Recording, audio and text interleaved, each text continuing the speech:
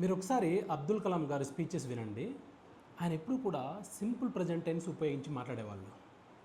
Simple present టెన్స్కి చాలా essence ఉంది. It is very important to no.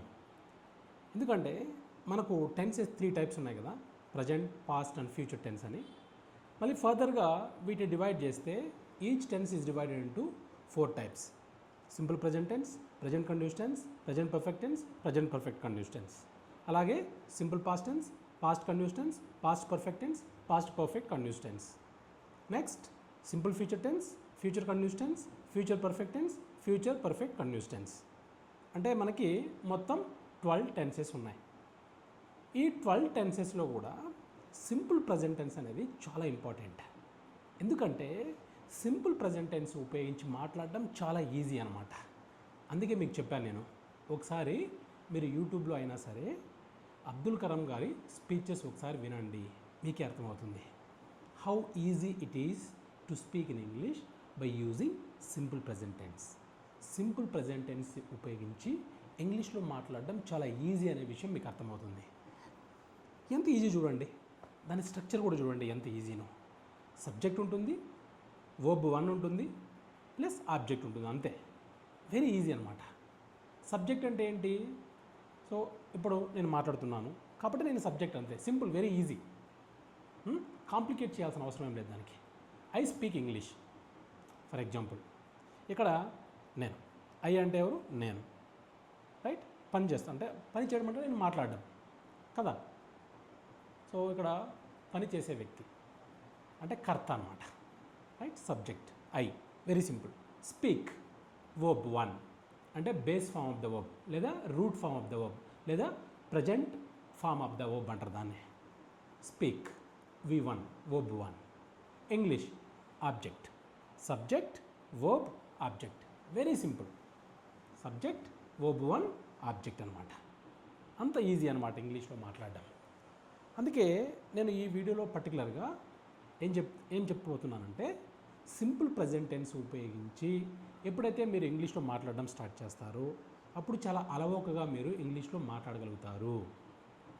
Right? No problem at all. మీరు ఏ విషయానైనా సరే సింపుల్ ప్రజెంట్ టెన్స్ ఉపయోగించి చెప్పేయచ్చు.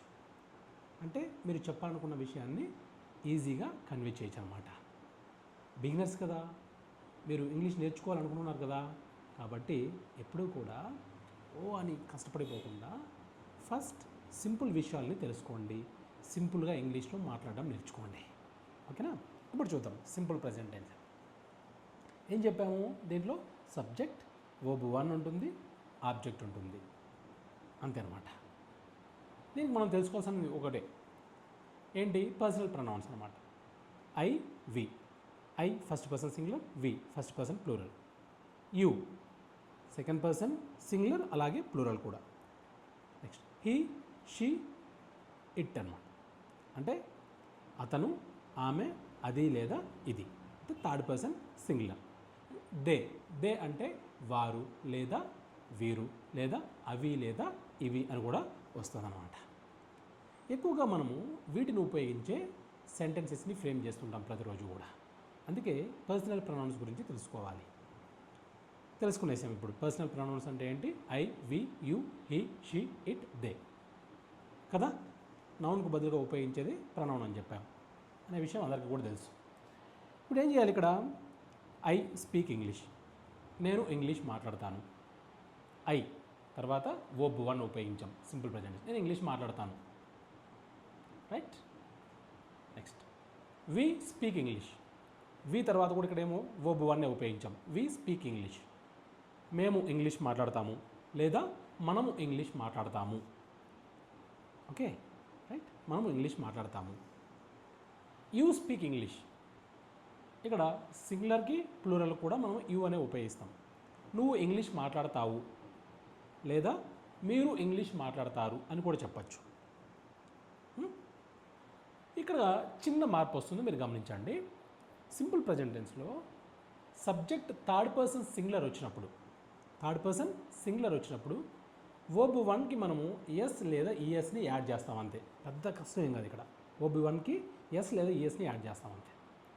He speaks English, she speaks English, Sunita speaks English, Ashok speaks English, John speaks English. ఇలా simple అనమాట, right.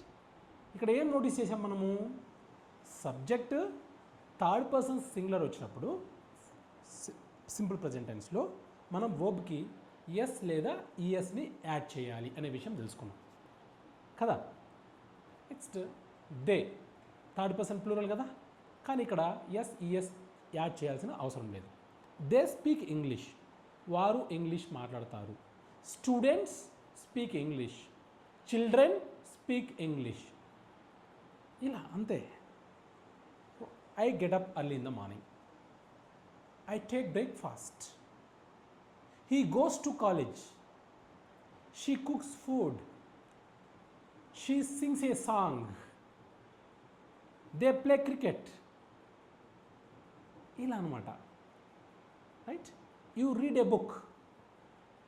ఇంత easy simple present tense ఉపయోగించి ఇంగ్లీష్లో మాట్లాడడం ఇంత ఈజీ అనమాట, రైట్. స్టార్ట్ చేస్తారా? సింపుల్ ప్రజెంట్ టెన్స్ ఉపయోగించి ఇంగ్లీష్లో మాట్లాడడం స్టార్ట్ చేస్తారా? స్టార్ట్ చేయాలి ఖచ్చితంగా. స్టార్ట్ చేయండి. I wish you all the very best. Thank you.